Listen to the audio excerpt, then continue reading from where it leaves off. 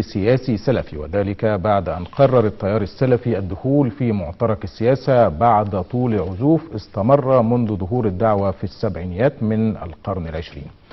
هذا الحزب حقق مفاجأة في أول انتخابات تشريعية يخوضها بفترة وجيزة، وبفوزه ضمن تحالف الكتلة الإسلامية بنسبة 24%.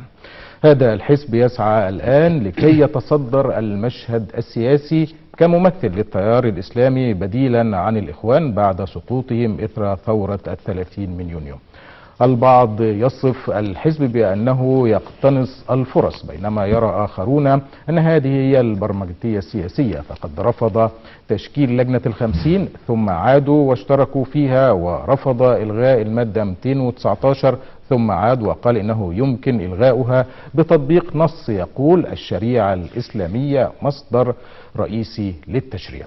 كما أن الحزب فتح قنوات اتصال مع الولايات المتحدة أثناء وجود الإخوان في الحكم ليكون بديلا عنهم.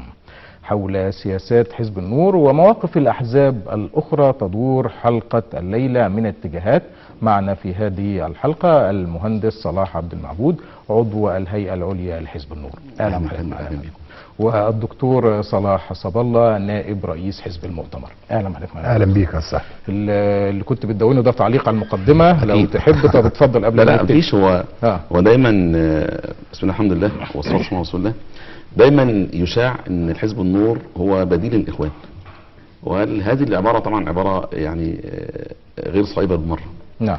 نحن لسنا بديلا لاحد، احنا حزب سياسي لينا توجه اسلامي او مرجعيه اسلاميه، ولكننا لينا اطروحات ولينا رؤى كثيره جدا في امور سياسيه واقتصاديه وامور اجتماعيه وامور كثيره جدا، فلسنا بديل للاخوان ولم نعمل على ان نكون يعني بديل. اعتقد ان المقوله دي ظهرت عندما بدات اتصالاتكم بالولايات المتحده وقالوا ان الزيارات اللي قمتوا بيها علشان تقدموا نفسكم كبديل للاخوان. وهو ده كلام اصلا اشيع ان احنا رحنا نقدم نفسنا بديل الاخوان، ونحن لم نذهب الى الولايات المتحده لتقديم انفسنا كبديل الاخوان. احنا عملنا جوله في اوروبا، دول اوروبا كلها او بعض دول اوروبا، الاتحاد الاوروبي خرج ممثلين حزب النور يلف على الاتحاد الاوروبي لمقابله الجاليات المصريه هناك عشان يشرح وجهه نظر الحزب، لان كان حزب النور في فتره من الفترات فتره مجلس الشعب الشورى اللي فاتوا، وظهر كثير جدا معارضات للاخوان في مجلس الشورى. نعم.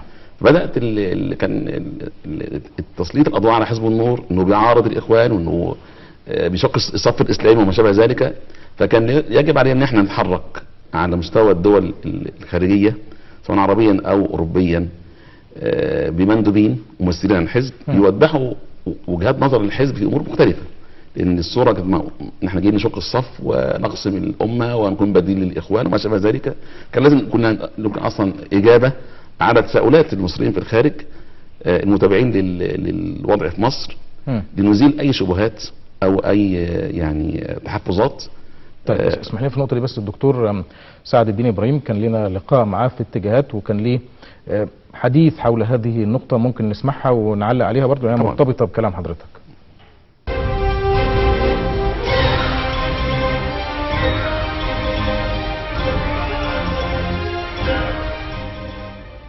دكتور سعد، يعني كان ليك دور في فتح قنوات اتصال ما بين جماعة الإخوان المسلمين والإدارة الأمريكية قبل سنوات من ثورة يناير، لما كنت في سجن المنطورة من 2000 ل 2003، 3 سنين في سجن. نعم. ودلوقتي بيتحدث البعض عن نفس الدور حضرتك بتقوم بيه ما بين يعني مساعدة السلفيين على فتح قنوات مشابهة مع الجانب الامريكي. هل ده يعني ده صحيح؟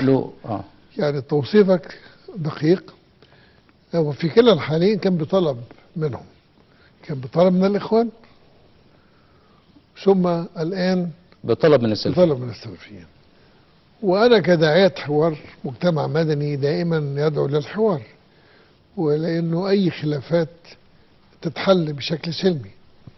فبما انه في سوء فهم بين ناس كتير سواء في الداخل والخارج وبين الاخوان المسلمين، في ذلك الوقت رحبت لما طلبوا الطلب ده، عملت ما استطيع عمله ورتبنا لهم الحوارات فعلا مش بس مع الامريكان، مع الغربيين عموما، في نادي امبابة، في النادي السويسري في امبابة. ايوه. نفس الشيء طلبوه السلفيين منذ عدة شهور، عرفوا ان انا رايح امريكا فطلبوا مني ان انا اساعد في فتح قنوات حوار لهم مع الولايات المتحدة. وعملت نفس الشيء، ما اعرفش اذا كانوا اجتمعوا بيهم تحاوروا معاهم ولا لا، يسأل في ذلك السلفيين. انما يعني دي الخلفية، انه من منطلق تزكية وتشجيع الحوار لكي يتحدث الناس عن نفسهم بدلا من ان يتحدث عنهم الاخرون. فبنقول انتوا اتكلموا عن نفسكم، قولوا للعالم انتوا ايه، والعالم يسألكم ويعرف منكم. ونفس الشيء بينطبق على السلفيين.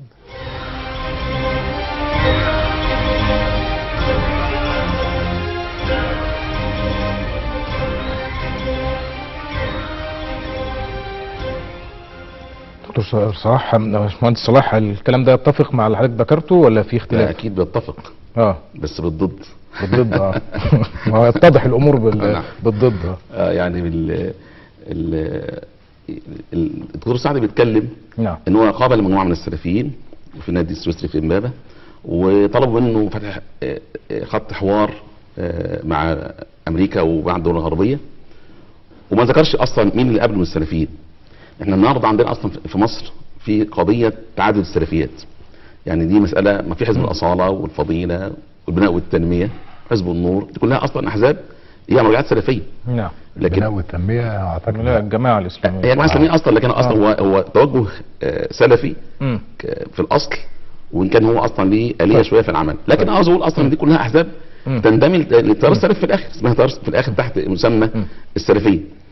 وبالتالي اصلا لما يقول جالي من بعض السلفيين، اظن هذا الكلام انا بنكره كحزب النور، ما حصلش معانا احنا كحزب النور. حزب النور لم يطلب هذا الموضوع اطلاقا، ولم يوسط الدكتور سعد الدين ابراهيم. لا، ما وسطنا الدكتور سعد الدين ابراهيم ولا طلبنا منه يكون في وساطه خالص. احنا حزب من حقي اعرض رؤيتي انا على كل دول العالم، اروح اقابل سفراء، اقابل ممثلين دبلوماسيين، احضر اجتماعات دوليه، مؤتمرات، احضر كحزب ممثل بيعلن عن نفسه، وليس عن طريق الدكتور سعد الدين اصلا يوصلني لامريكا، لان اصلا انا ما اقدرش افهم هو الدكتور سعد الدين يعني واصل فين في امريكا عشان اطلب منه وصلني امريكا. وصلني امريكا مين هي؟ امريكا اصلا دوله كبيره، ولا هوصلني لحد معين من دبلوماسي معين. فاحنا كحزب النور ما طلبناش هذا الطلب من الدكتور سعد الدين ابراهيم. قد يكون بعض الاتجاهات السلفيه على الساحه موجوده طلبت هذا الطلب، لكن هذا الكلام ليس خارجا من حزب النور، وهذا الكلام يعني بننكره. طيب روح لدكتور صلاح. دكتور صلاح، عمل لجنة ال50 وبدأت تشكيل اللجان والحديث حول هل هو دستور جديد أم تعديل للمواد أو بعض المواد في الدستور. ما هي رؤيتكم وكيف ترى تشكيل هذه اللجنة وبداية عملها؟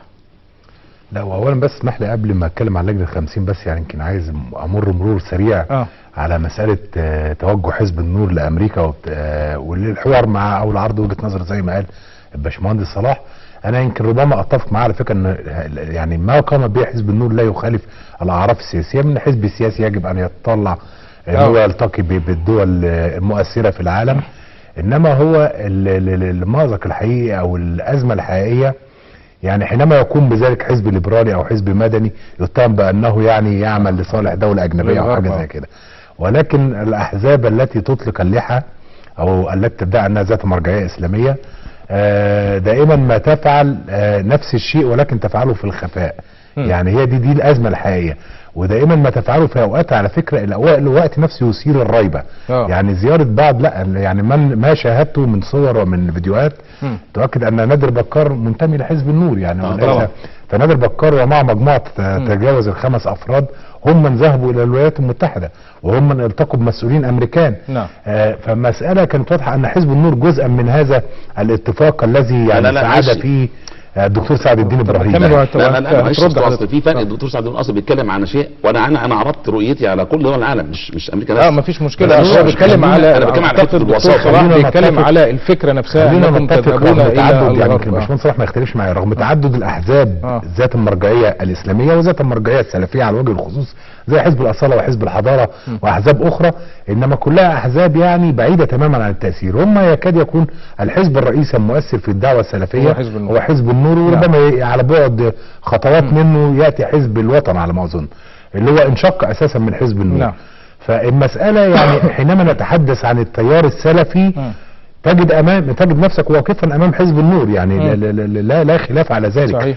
فالمساله انا لا الوم حزب النور على ان هو يسعى، بالعكس، انما اتمنى ان يكون هذا السعي معلنا، اتمنى ان يكون هذا السعي على مرأى من كل العيون وعلى مشهد للجميع، بمشهد واضح للجميع. بس هو المهندس صلاح اتكلم وشرح ويعني قال الموضوع دون. بس انا عايز اقول لحضرتك حاجه، بص يا استاذ احمد، يعني انا مثلا في حزب المؤتمر نعم اعلنا منذ وقت قليل اننا سوف نذهب الى لندن لمنظمه الانجلو ارب اورجانيزيشن في المملكه المتحده. نعم. ونلتقي بهم هناك. اعلنا هذا الكلام نعم. حتى قبل ذهابنا عشان نوضح ان ثوره 30 يونيو ليست انقلابا ولكنها ثوره شعبيه. يعني لاننا لا نخشى شيء اعلناه مسبقا واعلناه بوضوح وحاجه كده.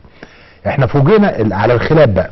يعني لم نكن نعلم ان حزب النور سوف يذهب وفدا منه الى الولايات المتحده في هذا التوقيت، ولكن علمنا ذلك بعد عودتهم، واحيانا يعني يمكن الاسرع علما علم بوجودهم هناك. فمساله محاوله اخفاء او عدم اظهار المعلومه في وقتها المناسب دي هي اللي تثير علامات الريبه. انا اثق تماما هي علامات استفهام، مش لازم ريبه. علامات الريبه وعلامات استفهام اكيد. هي لا استفهام ولا ريبه.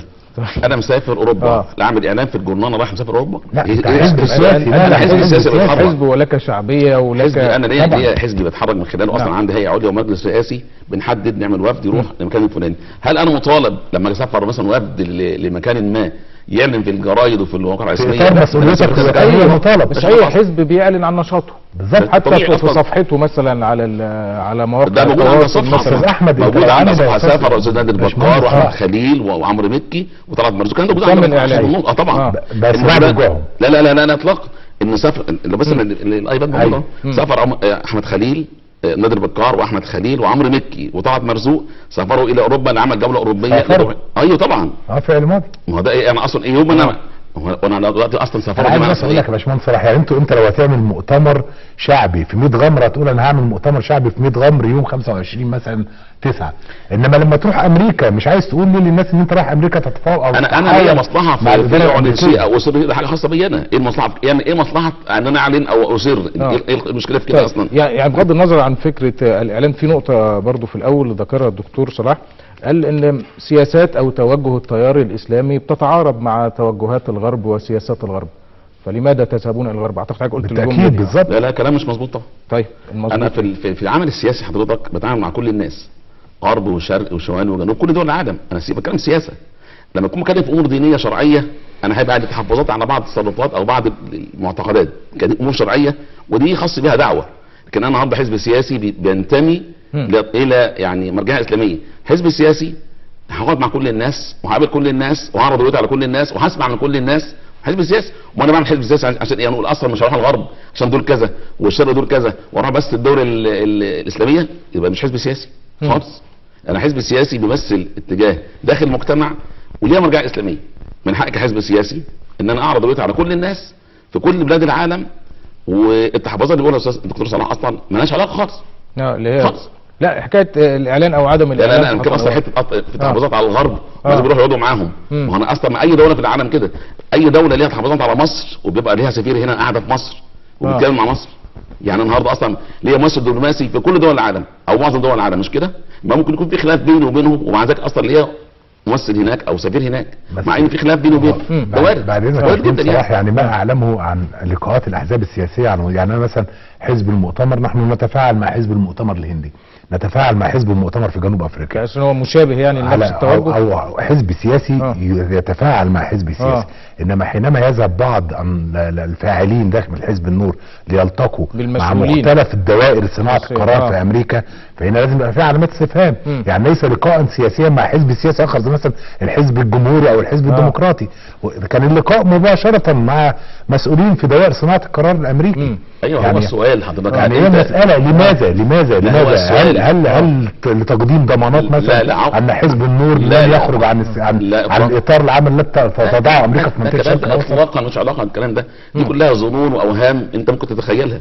النهارده انت رحت في هذا التوقيت يا باشمهندس صلاح انت رحت الهند قعدت مع حزب المؤتمر الهندي، هل انت تلزمني لازم اروح اقعد مع حزب اخر؟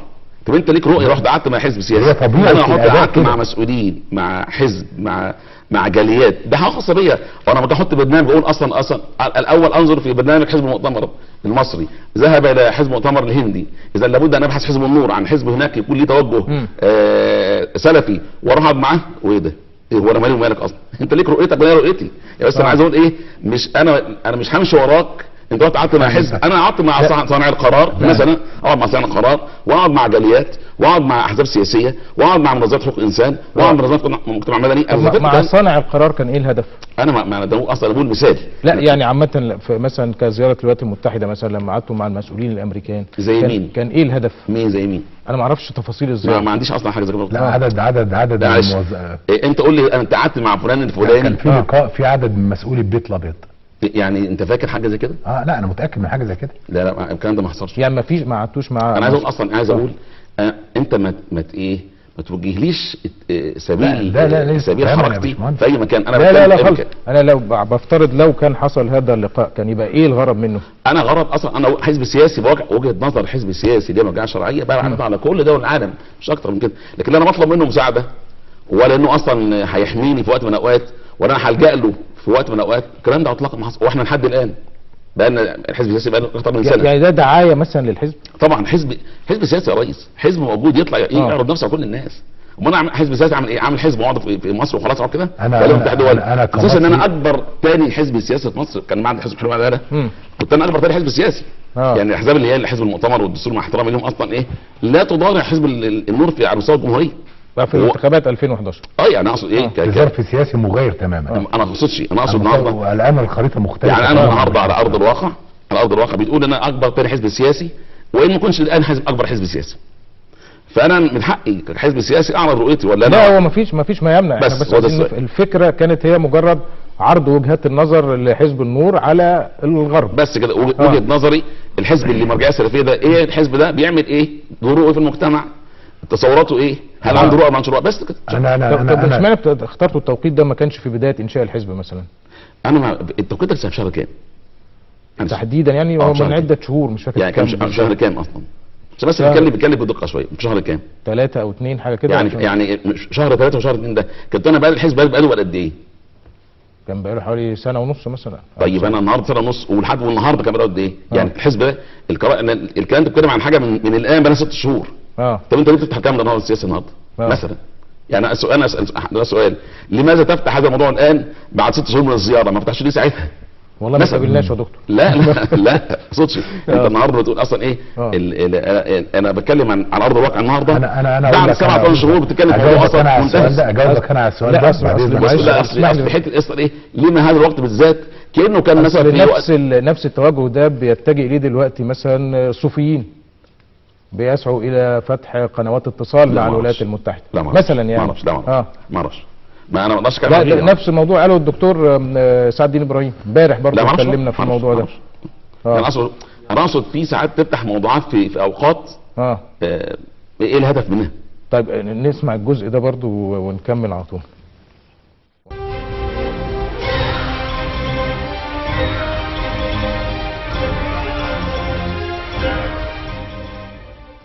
دلوقتي كمان في المجموعه الثالثه اللي هي المتصوفين.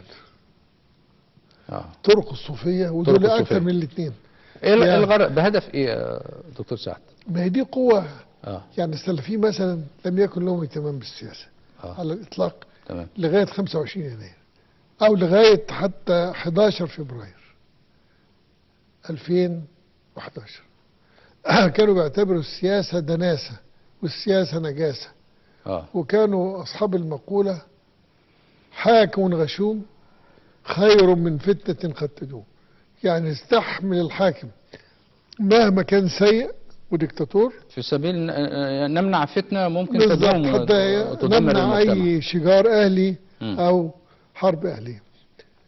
ومع ذلك أول ما الثورة نجحت نفسهم فجأة اتفتحت للسياسة. بنجد نفس الشيء إلى حد ما دلوقتي في سنة 2013 مع الطرق الصوفية. الطرق الصوفية بدأوا لما لقوا الناس كلها بدأت تشتغل سياسة، السلفيين هم بيطلبوا مني الطلب فتح قنوات حوار، فقلت لهم ايه الحيثيات؟ يعني نقول لهم ايه؟ نقول للامريكان قال اولا ان احنا عددنا قد الاخوان 10 مرات. الاخوان 700,000 احنا 7 مليون. طيب كويس.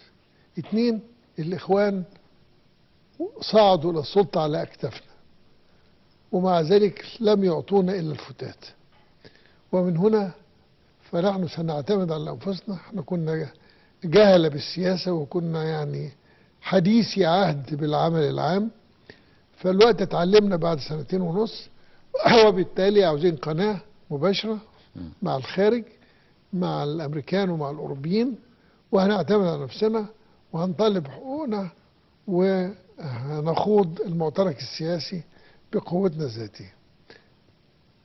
نفس الشيء دلوقتي بدأ يفكر فيه الصوفيين اللي الطرق الصوفية، ودول عددهم بقى قد قد السلفيين أكتر 10 مرات. يعني بنتكلم بقى مش 7 مليون، حوالي 70.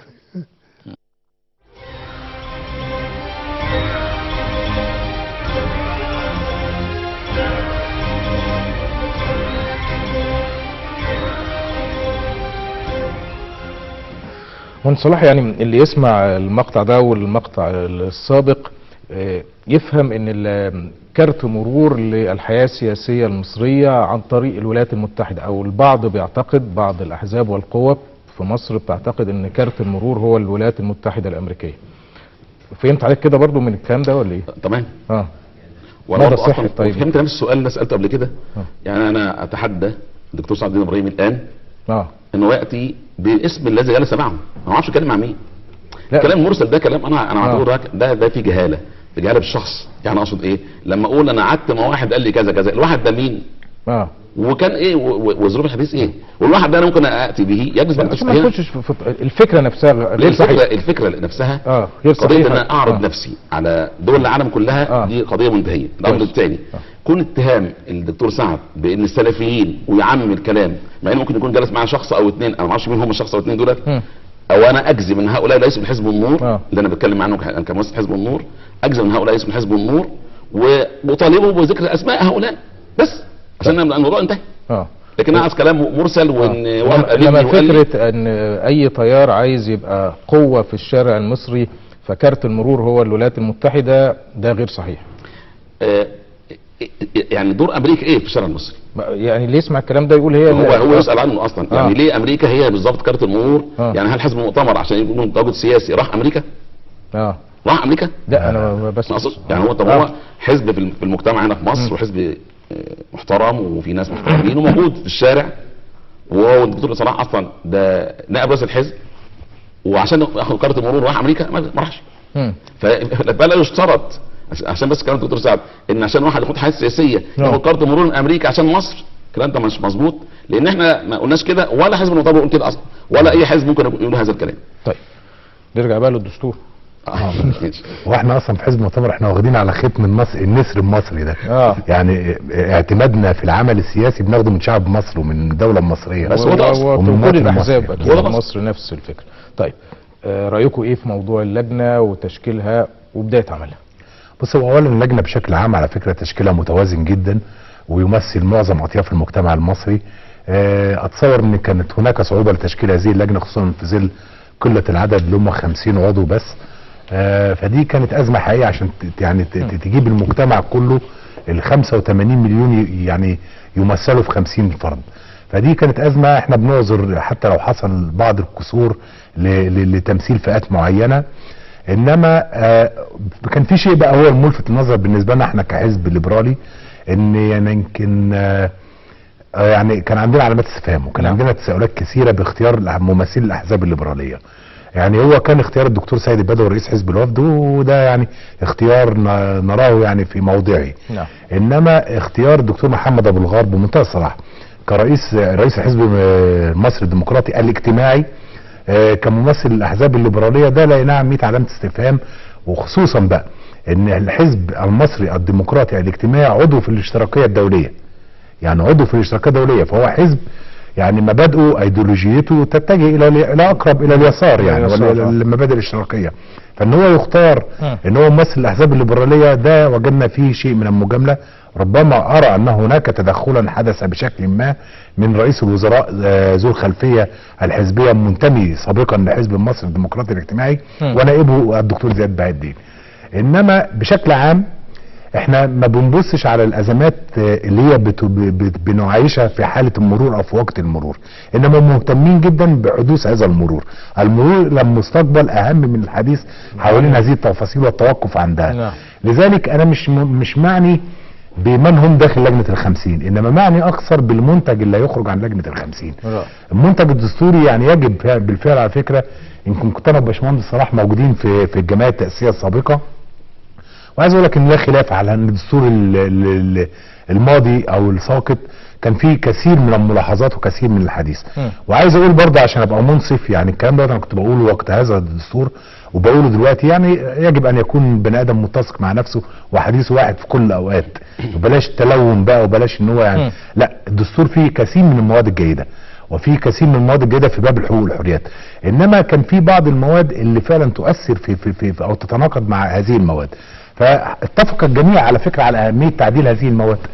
لجنه ال50 امامها فرصتين او امامها طريقين، يا اما التعديل او اما ان ممكن ال 236 ماده تغيرهم كلهم وتشيل منهم وتحط.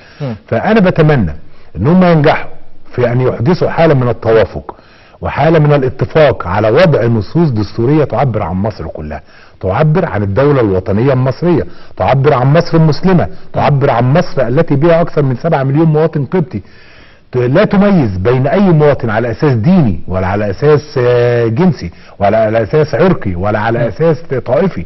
يعني يجب ان يشعر المواطن المصري او القبطي حينما يمسك هذا المنتج انه يقرأ دستور وطنه، مصر الوسطية.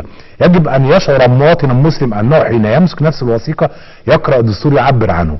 هي دي عظمه ان انت تطلع بالدستور ده. انا بتمنى ان هم ينجحوا في ان هم يتوصلوا لهذا المنتج بهذا الشكل يرضي الجميع، يتوافق عليه الجميع. اتمنى بقى بالونه الاختبار او المقياس الحقيقي لهذا المنتج هو الاستفتاء. حينما تجد ان النسبه تجاوزت 80% تعلم تماما ان هذا الدستور انجح بكثير من الدستور الساقط. انما مش عايزينها تطلع مثلا بتلتين ونقول لا خلاص طالما الدستور مرر، دي اراده شعبيه. الاراده الشعبيه في الدساتير يجب ان تكون بتوافق اغلبيه الشعب المصري، اغلبيه ساحقه. يعني مش عايزين بقى، يعني احنا بنقول دايما ايه الديمقراطيات حينما تكون حاجه و50% تبقى حاجه كويسه. في الدساتير بالتحديد لان لازم تبقى نسبه فائقه يعني. طيب مهندس صلاح، يعني 50 مقعد، المقعد الوحيد اللي كان شاغل الناس هو مقعد حزب النور، هيجي مش هيجي، هينسحب مش هينسحب، طيب هو اللي هيعمل مشاكل في اللجنه، لا هيبقى في تنسيق. يعني اكيد اخدت بالك ان هو المقعد اللي شاغل الناس كلها. والحمد لله حضرته في النهايه. الحمد لله. هل الحضور ده كان عن طريق اتفاق، عن طريق ضغوط، عن طريق فكر معين، عن طريق مناورة سياسية؟ اختار بقى حضرتك. اتكلم معاك استاذ احمد بوضوح ان حزب النور عضو واحد في لجنة ال50 وتأخره في اصدار القرار بحضور اعلى القرار او عدم الحضور كان شاغل كل الاوساط السياسية في مصر. ده يدل ان حزب النور حزب موجود وليه تأثير. الامر الثاني حضرتك، انا في حزب النور انا بعمل عمل مؤسسي من غير ضغوط ولا توجيهات ولا اتفاقيات ولا كلام من ده. انا عامل مؤسسي عشان انا النهارده اقبل الحضور في مؤسسه في لجنه ال50. كان عندي داخل الحزب في بعض التوجهات بترفض الحضور باعتبار ان حصل تهميش للاحزاب اللي ليها المرجعيه الاسلاميه داخل لجنه ال50. بس هو في اي تهميش بس هو في اي حزب ليه اكثريه في اللجنه دي؟ ما اقصدش التهميش جه اصل 1 زي 5. انا ما اقصدش التهميش جه حضرتك بمعنى ان لما اعلن في يعني اللجنه في يعني آلية اختيار اعضاء اللجنه نعم. ان في 2 هيكونوا ممثلين للاحزاب السياسيه اللي لها مرجعيه اسلاميه، 2. نعم. و2 من احزاب اللي لها مرجعيه ليبراليه. تمام. و2 من تمرد و2 من جبهه 30 لا هو وشباب الاحزاب واحد من احزاب اليسار وواحد من احزاب التيار القومي. كويس. المهم ان احنا بعتنا ممثلين عندنا اسماء، فتم اختيار واحد من حزب النور. المقعد الثاني المتحدث برئاسه الجمهوريه ذكر ان هم بعتوا للاحزاب السياسيه الاسلاميه وما استجابوش. نعم. فاختاروا الدكتور كمال الهلباوي كممثل للتيار الاسلامي. الكلام ده نقف هنا وقفه. الدكتور كمال الهلباوي شخصيه محترمه. نعم. احنا بنجله ونحترمه طبعا، لكن ولا يمثل حزب اسلامي، حزب سياسي له مرجعيه اسلاميه. هو ده شخصيه عامه ليها مرجعيه اسلاميه، شخصيه عامه. انا النهارده حزب ورايا قواعد ورايا في كل مكان. الحزب المؤتمر حزب ياخذ قرار مؤسسي اظن ذلك لانه حزب. نعم. لكن هو واحد شخص بيمثل تيار اسلامي وهو مش حزب، اذا هو بيعبر عن رؤيه شخص فقط. صحيح. فده كان اعتراضنا على الدكتور كمال الهلباوي انه جاي لما قلنا قالوا ده ما هو اسلامي زيكم. اسلامي زينا ايه؟ ده اللجنه فيها 45 مسلم. احنا هنتكلم على مسلمين. اللجنه فيها 4 من الكنيسه. ايوه. وواحد دكتور مجدي يعقوب، 4 أو 5 مسيحيين والباقي كلهم هم مسلمين. نعم. فانا انت ايه المسلم زيكم اصلا؟ ما هو ده مسلم، كل الناس تكون مسلمين. بشرط. كل مسلمين يعني، وبالتالي ما تقولش اصلا ده بيعبر عن تيار اسلامي، لا يعبر عن شخصيه عامه ليها توجه اسلامي. اهلا وسهلا. يبقى بص الشخصيات العامه وليس من الشخصيات التي تنتمي لحزب له مرجعيه اسلاميه. فده كان تحفظ. لما صدر هذا الامر والتشكيل ظهر لقينا تقريبا 11 شخصيه ليها توجه تيار ليبرالي ويساري داخل الجمعيه. زي ما الدكتور صلاح ذكر كده، الدكتور ابو الغار مثلا اختار شخصيات عامه، ولكن مثلا رئيس حزب او نائب رئيس حزب. ما انت اخترتني شخصيه عامه بس انا من حزب النور اصلا من حزب. فانا لقينا 11 شخصيه ليبرالي ويساري قصاد شخصيه واحده ليها من حزب اسلامي او ليه مرجعيه اسلاميه. فده كده مش شايفين ان اصلا ده عدم توازن. احنا شايفين كده عدم توازن. طيب. وبالتالي بقى عندي جوه الحزب في القواعد بتتكلم طب ازاي همشونا في تهميش لصوت التيار الاسلامي، في تهميش لحزب النور، في كذا وكذا وكذا وكذا. بدانا عشان انا اخد قرار بالاستمرار او عدم الاستمرار اخد راي القواعد الحزبيه عندي انا. نعم. حزب مؤسسي. بدانا نتعامل مع المحافظات، كل محافظه فيها امانه، كل محافظه فيها امانه، والامانه ليها مراكز للمحافظات، كل مركز فيه مجلس. وبالتالي بدأ يجمعوا استطلاع رأي. عندنا حد موصل لأمين المحافظة. نعم. المحافظة مثلا المنوفية موافقة على الانضمام، يبعت للهيئة العليا لحزب النور المنوفية موافقة. 27 محافظة يبقى 27 أمين. ومعاه في نفس الوقت 50 عضو هيئة عليا. ومعاه 18 واحد المجلس الرئاسي. دول كلهم أصوات اجتمعت. عملنا حصر الاصوات الموافقه، لقينا الاغلبيه بتقول ان احنا نوافق. طيب. فاصدرنا قرار موافقه على انضمام لجنه ال50. فانا باخد قرار مؤسسي بشورى حقيقيه، ما بلزمش حد ولا ضغط من حد، بس اكد انا لم اضغط عليا ولا انا اصلا ملتزم باتفاقات من تحت الترابيزه ان انا هخش بس اعمل لي واعمل لك. الكلام ده كله اصلا مش موجود خالص. احنا بنخش بقرار مؤسسي قائم على الشورى الحقيقيه، ولذلك انضمينا حزب النور للجنه ال50. واحنا الان مستمرين في اللجنه ان شاء الله ندافع عن يعني رؤيتنا داخل هذه اللجنه. عايزين ايه من الدستور؟ عاوزين من الدستور حاجات كتير جدا. انا بس الاول عاوز اكد ان الحفاظ على مصر اهم من كل شيء. بمعنى ايه؟ بمعنى هدم مؤسسات الدوله، الكلام ده مرفوض تماما. اهدم مؤسسات الدوله، الكلام ده مرفوض تماما. احنا عاوزين نحافظ على مؤسسات الدوله. عاوز احط نظام اقتصادي واضح في الدستور. احط نظام للحقوق والحريات واضح في الدستور. النهارده انا داخل استكمل مكتسبات 25 يناير الثوره دي. في مكتسبات اصلا العداله الاجتماعيه، هل الامر ده اتحقق ولا ما اتحققش؟ العداله الاجتماعيه اصلا بس لا حد ارسل حد الان الاجور. احنا ذكرناها في الدستور 2012 والماده كويسه جدا. انا بدورها اصلا المواطن البسيط ده اللي مش عارف يعيش حتى على حد الكفاف، عايز احط له تصور لحد الاقصى والحد الادنى في الاجور. ما ينفعش واحد يكون بياخد مثلا 500 جنيه وواحد بياخد 50,000 جنيه و100,000 جنيه. المساله مش توازن، فين عداله اجتماعيه. فداخل عشان ادور على عداله اجتماعيه، ادور على فصل حقيقي بين السلطات، لا تتغول سلطه على اخرى. يبقى السلطه القضائيه والتنفيذيه والتشريعيه كل سلطه مستقله عن الاخرى، مفيش تغول من سلطه عن الثانيه. اللي هي دوره على سلطه رئيس الجمهوريه انها تقل، ما تبقاش فيه دكتاتور بيصنع في بلاد. لان الدساتير اللي احنا بنتكلم فيها دلوقتي بعد التعديلات كان في سلطات كبيره جدا رئيس الجمهوريه. بدور على استكمال مكتسبات 25 يناير. دي امور كلها حضرتك انا داخل ادور عليها اصلا. المواد الهويه الاسلاميه اللي دايما بنتكلم فيها دي اصل عندي. انا حزب قايم على مرجعيه اسلاميه، وبالتالي مواد الهويه اللي كنا انا بدافع عنها داخل الجماعه التاسيسيه بوجهه نظري، بقول وجهه نظري، بذكر على ذلك اطروحاتي والرؤى اللي انا براها واقنع بها الاخرين، وده امور قبل النقاش داخل الجمعيه التاسيسيه.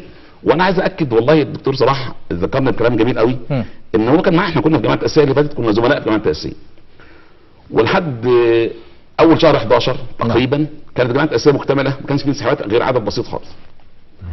والنهارده الاستاذ فاروق جويده في الاهرام النهارده كاتب مقاله اتمنى ان كل المصريين يقروها بتمعن، وبيذكر بيسميها عمرو موسى والدستور.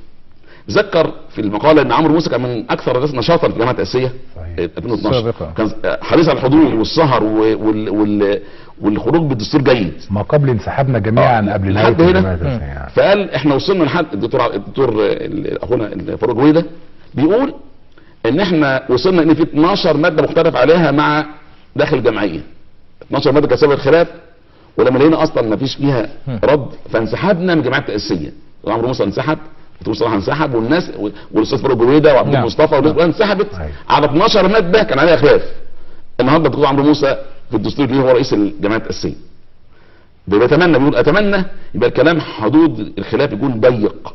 المواد اللي احنا خلينا في ال 12 ماده دول نتكلم حواليهم، ولقيت المواد ما جيده، ما انت كنت موجود فيها موافق عليها. الدكتور عبد الجليل مصطفى كان موجود اللي هو الان في الجمعيه، والدكتور جابر جاد نصر كان موجود الان في الجمعيه، الدكتور عمرو موسى دول اصلا دي شخصيات في الجمعيه ليها شأن موجود. طيب فالان يبقى احنا بندور على التوافق، المواد عليها اتفاق نقعد نحاور حواليها ونخلص، اللي عليها خلاف نخليها الاقرب برلمان جاي هو يتناقش فيها، اذا كان لان هيحصل تفجير داخل الجمعيه التاسيسيه النهارده لما يبقى في خلاف والخلاف يشتد، ممكن يحصل انسحابات لا قدر الله، ممكن يحصل الرؤى تختلف. يبقى النهارده حضرتك الدكتور ابو الغار بيصرح تصريح من كام يوم بيقول فيه لو مش فردي هنسحب، لو الانتخابات تم النظام الفردي هنصوت بلان الدستور. ادي تيار موجود. الاستاذ محمد عبد القادر نخبير الفلاحين وفي حوار كان على قناه الحياه سمعته بيقول ان احنا 4 مليون فلاح في مصر، ولو الماده بتاعت 50% اتلغت هنقول لا للدستور. مجلس القومي المراه معترض عشان تمثيل المراه في حزب النور بيعترض المواد الهويه لو حصل فيها خلاف هيبقى ممكن يبقى سوا بلاد الدستور. الله ده كده احنا بنختلف، بس خلينا نتفق ونتقارب. والمواد اللي هتخاف اصلا تؤجل البرلمان اللي جاي، والمواد اللي النهارده المهمه النهارده لا تؤجل البرلمان دي يبقى يناقشوه، وانا ايه مش لازم يحصل هقول ايه هنتناقش اذا ما وصلناش لحل، وده وارد. ما انت ممكن توصل في نقطه خلاف ماده خلاص. لا هو يفترض، اروح للدكتور صلاح، هو يفترض في اللجان او اللي زي دي ان ال100 يتفقوا او ال50 يتفقوا ويبقى في تصويت في تصويت تصويت على 75%. لو قل عن 75% هيبقى السؤال ايه؟ هو ده السؤال. لو مش 75% اصلا على التصويت. اللائحه قالت كده. لا اللائحه القديمه، الجديده قالت كده. الجديده لسه ما عملوش لائحه. لا اتعملت امبارح بس لسه هتعتمد بكره على في الجلسه العامه، لكن هو اللي مقترح فيها 75%. 75%. طب اذا خد 60% ماده هنعمل ايه؟ كده اختلفنا. نأجل ولا نعمل ايه؟ نتناقش تاني. لو انا عايز بس ما اتحلتش، عاوز المواد المتفق عليها عشان ايه؟ نعدي المرحله. طيب لا هي المساله اللي هي بتاعت استدعاء الحديث حوالين مساله الاكتفاء بتعديل ال 12 ماده اللي كان مختلف عليهم، انا متصور ان الكلام دوت يبقى مقبول جدا على فكره لو ان ثوره لم تقم. انما طالما احنا لازم نبقى عارفين ومؤمنين ان هناك ثوره في 30 يونيو قامت، وان هناك شعب صار على نظام باكمله وعلى دستوره باكمله وعلى اليات عمله باكملها. يعني الشعب ما طلعش مثلا عشان يوقع الدكتور محمد مرسي الرئيس السابق بس، لا ده بينسف النظام كله بالياته بادواته بدستوره. ففي اطار هذه الثوره ونحن نصنع دستور ما بعد هذه الثوره، فيجب ان يوضع هذا في الاعتبار.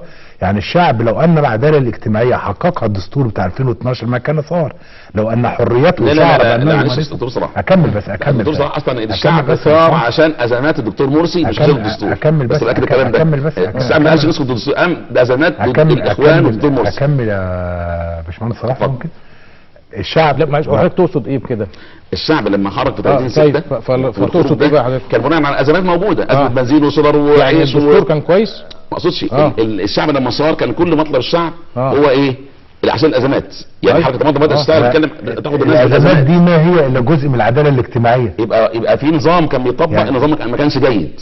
يعني اصلا انا هيكل موجود بس النظام قد يكون في بعض المواد غير جيده برضه، وعشان كده احنا قلنا ايه؟ وقد تكون النصوص الدستوريه اللي موجوده في 2012 غير قادره على حمايه وتوفير العداله الاجتماعيه. واحد السنه اللي فاتت عملنا مبادره حزب النور وقلنا فيها يعني تجتمع لجنه، تشكل لجنه لعمل تعديلات دستوريه. حصل الكلام ده من 9 شهور، من 9 شهور، مش من شهر واحد، ولم يلتفت لكلامنا. فانا مكلف في مواد مختلف عليه، هو ده اللي بتكلم عليه. انا هنا يعني مش عايز اذكر اسم انما احد، عشان بس يعني اسم احد القيادات في جماعه الاخوان المسلمين. كنا في احد لقاءات الرئيس السابق وقلت له لا، يجب ان تعدل هذه المواد المختلفه عليها. قالها لي كده، قال لما يبقى يجي برلمان، وبعدين لما يجي برلمان نبقى احنا برضه الاغلبيه فيه، فالموضوع دلوقتي في ايدنا وفي المستقبل في ايدنا.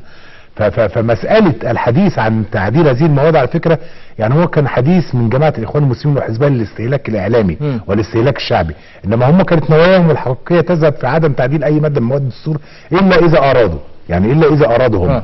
فالمساله النهارده انا بقول لا، احنا بعد ثوره على فكره لن يعني يكتفى بال 12 ماده فقط، يجب ان يعاد النظر في كل مواد الدستور، يجب ان يعاد صياغه معظم مواد الدستور. من الممكن بقى اتفق مع، زي ما انا قلت برضو اتفق مع الباشمهندس صلاح ان هناك عدد من المواد التي اراها جيده بمنتهى الصراحه، انما من الممكن ان تتفق لجنه ال50 على بقاء هذه المواد. انما انا بقول لهم مطلق الحريه في مراجعه ال 236 ماده، وده حقهم كلجنه بتعد الدستور بعد الثوره. انما الخلاف يعني انا ضد بقى مساله ايه؟ التهديد بانني من الان سوف اصوت بلا اذا ما عملتليش الانتخابات بنظام القايمه، انا هصوت بلا اذا ما حافظتليش على الماده 219 مثلا التيارات السلفيه، انا هصوت بلا اذا مش عارف ما خلتليش شلت لي ماده 50% عمال وفلاحين. ده مش تهديد للجنه ال50، ده تهديد لمصر كلها. وعايز اقول دلوقتي على فكره، يمكن عايز اقول ان مصر كلها تحولت الى لجنه ال50. المواطن المصري البسيط دلوقتي ما بقاش مهتم بالرغيف وانبوبه البوتاجاز بس، بقى مهتم تمام، عارف ان اللي هيضمن له الرغيف وانبوبه البوتاجاز الدستور الجيد والنظام الجيد، لان الدستور الجيد هياتي بنظام جيد، بحكومه جيده، برئيس جيد، برئيس يراعي هذا المواطن في الدستور وفقا للدستور. انما لو الدستور جه وحش هيجي له نظام وحش، حكومه وحشه، رئيس ديكتاتور. فالمواطن المصري على فكره البسيط نفسه، حتى الامه الذي لا يوجد القراءه والكتابه، بقى مؤمن بان رغيف العيش هيجي له عن طريق لجنه ال50 والدستور اللي هيطلع منها ده. طيب مهندس صلاح، يعني في انطباع كده ان حزب النور اشترك في هذه اللجنه وسينسحب قريبا، هل ده انطباع خاطئ؟ ده كلام حضرتك اصلا دايما يشاع عن حزب النور هينسحب. احنا دخلنا الجماعه التاسيسيه اللي نواصل فيها دفاع عن رؤيتنا. ايه اللي موضوع الانسحاب ده؟ ايه مين اللي قاله؟ ما مطروح كده دايما. اصلا مين قال ان احنا هننسحب ومش هننسحب وكلام من ده؟ انا بقول النهارده انا ليا رؤى وبدافع عنها. هل في لجنه الدستور 2012 لما جينا في مرحله وانتهى الطار المدني انسحب من الجمعيات التاسيسيه، هل احنا قلنا سحبوا وسابونا وادي ينفع كده وكلام من ده؟ خلاص دي حريه شخصيه. هو راى ان هو اصلا كده ينسحب. طب امتى تقرروا مثل هذا القرار؟ انا لا اقرر الانسحاب اطلاقا الا اذا يعني في امور ما قدرناش نحققها لكل حادث حديث. مش هتكلم عن الانسحاب، كل حادث حديث معنى ايه؟ انا عندي كل خيارات مطروحه، انا ليا خياراتي، بس انا ما باخدش خيار منفرد، انا عندي هيئه عليا ومجلس. تمام. امتى الهيئه العليا من وجود حضرتك فيها كده تعرف ان هي لازم تتخذ قرار؟ ده ساعتها لما يحصل شيء يستدعي ان احنا نجتمع ونقول اصلا كده مش هينفع نكمل او ما نكملش. واذا اجتمعت اللجنه 49 على راي وكان الراي المخالف فقط لممثل حزب النور، دي لجنه 50 والحوار فيها اصلا تصويت. طيب ما هو وارد ان انا اصلا احط مواد، او انا مش بس غيري، وارد ان يتحط نظام الانتخابات بالقايمه. لا يعني هل ستقبلون بهذا التصويت ولا ممكن تقرروا الانسحاب لان انتوا؟ لا انا واحد اصلا احنا كده الانسحاب دي اصلا انا بقول لكل حادث حديث اذا وصلنا لمرحله مواد الهويه اللي احنا بندافع عنها حصل فيها مساس مثلا، يعني انا بجتمع في حزب النور، بجتمع في حزب النور ماده 219 مع الماده الثانيه مع المواد دي احنا داخلين، والمواد دي حصلت قبل كده. النهارده مش عاوز احصر نفسي في الماده مش عارف ليه 209 مرتبطه بحزب النور. ما انا مش عارف عشان احنا اصلا ايه كأن حزب النور ده هو المدافع عن الاسلام، وانا عايز اكد لشعب مصر نحن لا ندعي لانفسنا ان احنا ندافع عن الاسلام فقط في مصر ابدا. احنا حزب لينا مرجعيه اسلاميه. انا النهارده حزب قمت وبقول في اليات الحزب ان انا عاوز افعل الماده الثانيه مثلا، انا كده فعل ماده دستوريه ولا ماده مش ماده دستوريه؟ بطالب بتاع الماده الثانيه، ماده تفعيل الماده الثانيه اللي هي موجوده. يبقى ماشي ورا ماده دستوريه. ايه بقى لما اقول اصلا كده اصلا شفت السلفيين الماده الثانيه، طب انا الماده دي بتاعتي ده كل المسلمين، مصر شعب مصر معظمهم مسلمين، ولو هو الاسلام بيهم كل الشعب المصري ولا تهمنا لوحدي؟ ما فيش خلاف في الماده الثانيه خلاص. ولا الماده 219 اصلا لان خلاص فيها الامر حضرتك اصلا الماده دي وضعها الازهر الشريف في الجمعيه التاسيسيه اللي فاتت وحصل عليها اتفاق. لا هم قالوا هي وضعت لارضاء حزب النور. بص ده حقيقي. لا والازهر وضعت في اطار ضغط من التيار السلفي ومباركه من جماعه الاخوان المسلمين. ده لا جدال فيها، انت عايش بقى الموضوع. اصلا انا بس عشان الكلام ده واكثر الورقه دي الورقه دي حضرتك احنا قعدنا واتفقنا في جماعه التاسيسيه الموضوع اللي ماضيين عليها على المواد دي الكلام ده يوم 13/11/2012. الماده الثانيه بس ممكن سريعا لان وقتنا انتهى عليك. الثانيه والثالثه بتاعت المسيحيين والرابعه بتاعت الازهر والتاسعه بتاعت المساس بالرسل والانبياء الناس ماضيه عليها. الورقه دي الكل ماضي عليها مش لا ارضاء السلفيين ولا الازهر. لما فيها المسيحيين الماده الثالثه كان ارضاء المسيحيين. بس الكلام الماده الثالثه دي ماده وضعت للمسيحيين في الدستور، ما كانش موجوده قبل كده، وجدت هنا. هل دي كانت ارضاء للمسيحيين ولا احنا حطينا كده مجموعه مواد فرقه واحده موضوعنا كلها للاتفاق والكل مضى عليها معظم اسمها ايه؟